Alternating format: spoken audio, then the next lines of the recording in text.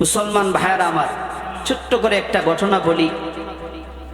কোরআন থেকে তাফসির শুরু করার আগে বাদশাহ হারুন ও রশিদের নাম শুনছেন? বাদশাহ হারুন ও রশিদ একদিন পানির গ্লাস হাতে নিছে। এই দেখেন, লক্ষ্য করে তাকান আমার দিকে, এটার মধ্যে কি? পানি। বাদশাহ হারুন ও রশিদের হাতে গ্লাস, পানি পান করবে। তার সাথে ছিল হযরত বহলুল রহমাতুল্লাহি আলাইহি।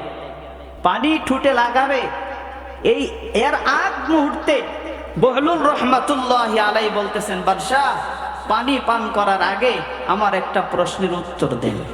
কি দেন? আপনারা কথা বলবেন, তাহলে আমার কথা বলতে ভালো লাগবে।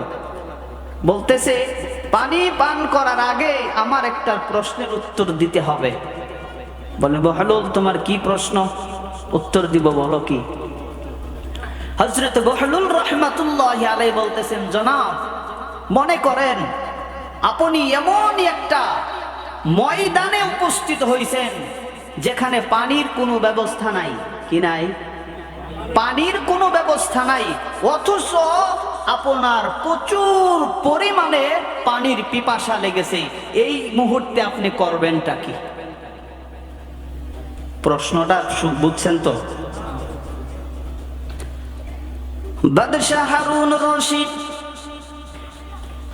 হযরত বহলুল রহমাতুল্লাহি আলাইহি ডাক দিয়া বলেন, বহলুল এমনই একটা ময়দানে উপস্থিত হয়েছি যেখানে পানির কোনো ব্যবস্থা নাই, পানির কোনো সিস্টেম নাই, অথচ আমার প্রচুর পরিমাণে পানির পিপাসা লেগেছে।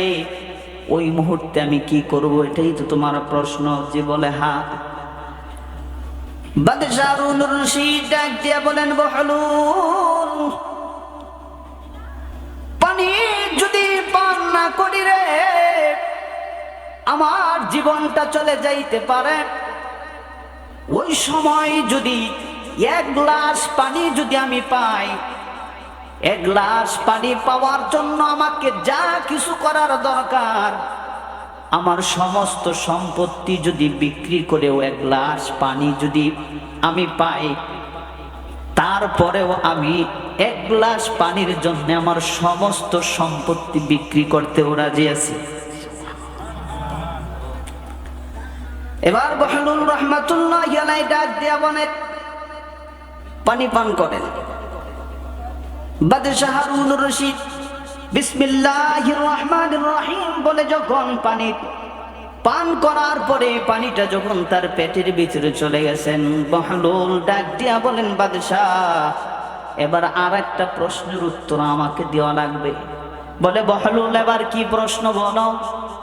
বহলুল রহমাতুল্লাহি আলাইহি ডাক দিয়া বলেন, বাদশাহ এই যে আপনার পেটের ভিতরে আপনি পানি পান করার পরে এই পেটের ভিতরে আপনার পানি চলে গেছে, এই পানিটা যদি পেশাব আকারে বাহির না হয়ে যায়, এই পানিটা যদি পেটের ভিতরে আটকা পড়ে যায় গো বাদশাহ, এই পানি বাহির করার জন্য আপনি কি করবেন? সুবহানাল্লাহ বলেন না। ও মিয়া, কত শত নিয়ামত খাই গো,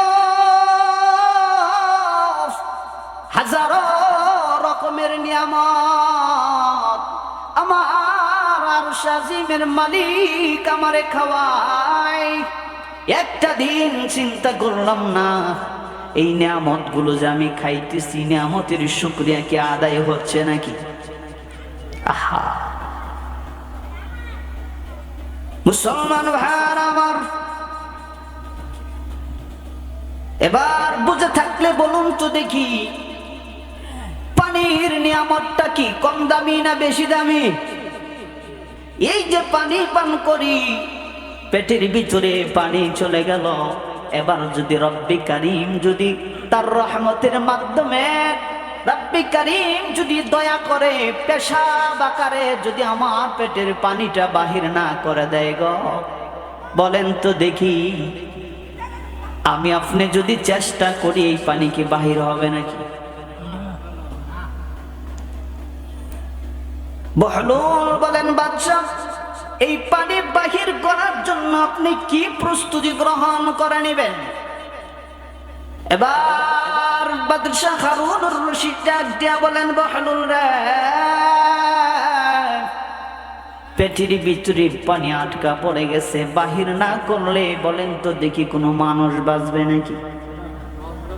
বাঁচবে না, দুনিয়া থেকে চলে যাওয়া লাগবে। কারণ পেটে পরশা আটকা অনেক মানুষ দুনিয়া থেকে বিদায় হয়ে যাইতেছে, ঠিক কিনা বল? বাদশাহ ডাক দিয়া বলেন, বহলুল, এই পানি বাহির করার জন্য আমাকে যা প্রস্তুতি গ্রহণ করা লাগে, যা সিদ্ধান্ত করা লাগে, ডক্টরকে যদি আমার সমস্ত সম্পত্তি রাজত্ব বিক্রি করেও যদি টাকা দেওয়া লাগে রে বহলুল, তারপরেও আমি দিতে রাজি আছি, কারণ আমার তো বাসন লাগবে। এবার বহলুল রহমাতুল্লাহি আলাইহি ডাক দিয়া বলেন, বাদশাহ, বুঝতে পারলাম গো, রব্বি করিমের এক গ্লাস ঠান্ডা পানির নিয়ামতের সামনে আপনার সমস্ত দম দৌলত, সমস্ত রাজত্বের কোনো মূল্য নাই। আওয়াজ দিয়ে সুবহানাল্লাহ বলেন। এই দাম আছে? দাম আছে? কোন রাজত্বের মূল্য আছে? এক গ্লাস ঠান্ডা পানির সামনে লক্ষ কোটি টাকার কোনো দাম আছে? এইভাবে অসংখ্য নিয়ামত আল্লাহ তাআলা দুনিয়ার জমিনে আমাকে আপনাকে খাওয়াইতেছেন কিনা? খাওয়াইতেছেন। এবার আসুন, এই সমস্ত নিয়ামত গুলো আল্লাহ সুবহানাহু ওয়া তাআলা আমাকে আপনাকে খাওয়াইতেছেন, আমার আপনার কাছে আল্লাহ তাআলা কি চায়? রব্বি করিম ডাক দিয়া বলেন, রে গোলাম, আমার নিয়ামত গুলো খাবি, আমার প্রশংসা করবি, আমার নিয়ামত খাবি রে বান্দা, আমার শুকরিয়া আদায় করবি, আমার নিয়ামত খাবি রে বান্দা, আমি মালিকের কদমে তুই সিজদা দিবি। সুবহানাল্লাহ। আল্লাহ আমাদের কাছে কি চায়? প্রশংসা, নিয়ামতের শুকরিয়া। মালিকের যত নিয়ামত আছে আমরা সব খাবো, কোনো বাধা নাই। শুধু মালিক চাও, ওরে বান্দা, ওরে গোলাম, আমার নিয়ামত খাওয়ার পরে আমার কদমে সিজদা দিয়া তুই নিয়ামতের শুকরিয়া আদায় করবি। কথা দিলাম রে, লা আজিদান্না, লা ইন শাকারতুম লা আজিদান্না। বান্দারে কথা দিলাম রে, ওই নিয়ামতের ভিতরে বরকত দিয়া ভরপুর করে দিব। নিয়ামত যিনি বাড়ায় দিবেন তিনি কে? আল্লাহ। সেজন্য আল্লাহ তাআলার নিয়ামতের শুকরিয়া আদায় করার দরকার আছে না? বলেন, আছে কি নাই? যদিও গণনা করে শেষ করতে পারবো না, শুকরিয়া আদায় করে শেষ করা যাবে না, তারপরেও মালিকের প্রশংসা, মালিকের কদমে সিজদা, মালিকের শুকরিয়া আদায় করে এই নিয়ামতের প্রশংসা করা লাগবে, নিয়ামতের শুকরিয়া আদায় করা লাগবে। করতে পারলে আল্লাহ তাআলা নিয়ামতের ভিতরে বরকত দিয়ে আরো বইরে দিবে, সুবহানাল্লাহ, বাড়াইয়া দিবে। সুবহানাল্লাহ। সেজন্যই মুসলমান ভাইয়ারা আমার, যত নিয়ামত আল্লাহ তাআলা দুনিয়ার জমিনে আমাদেরকে দিয়েছে, এই সমস্ত নিয়ামতের ভিতরে অন্যতম একটি বিশাল আকারের একটি নিয়ামত, যত নিয়ামত দুনিয়াতে আল্লাহ তাআলা আমাদেরকে দিয়েছে তার ভিতরে স্পেশাল একটা নিয়ামতের নাম হলো মহাগ্রন্থ আল কোরআনুল কারীম। সুবহানাল্লাহ বলে। এই কোরআন নিয়ামত কিনা? কেন কেন গো? কারণ এটা এমন একটা কিতাব, আল্লাহ সুবহানাহু ওয়া তাআলা আসমানের নিচে জমিনের বুকে আমার আপনার হিদায়াতের জন্য আল্লাহ তাআলা নাজিল করে দিয়েছেন। এই কিতাব দিয়ে যদি কেউ তার জীবন ব্যবস্থা, তার সমাজ ব্যবস্থা, রাষ্ট্র ব্যবস্থা অর্থাৎ কোরআনুল কারীমের হুকুম অনুযায়ী যদি কোনো মানুষ চলে গো, এই কোরআনুল কারীম হাসরের কঠিন ময়দানে সুপারিশ করে আল্লাহ তাআলার জান্নাতে পৌঁছে দিবে। কোরআনুল কারীম সুপারিশ করবে কিয়ামতের দিন।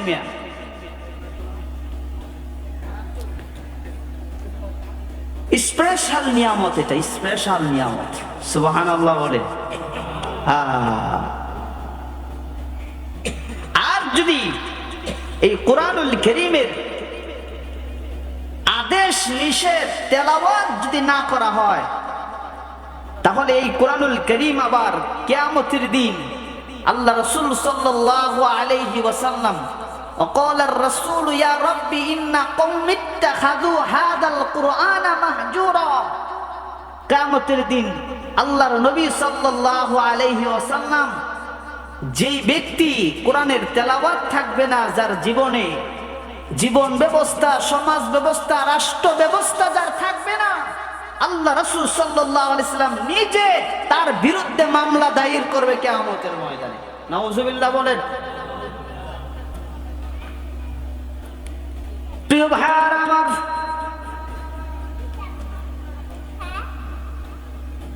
এই মহাগ্রন্থ আল কোরআনুল কারীম স্পেশাল নিয়ামত। এই নিয়ামতের ভিতরে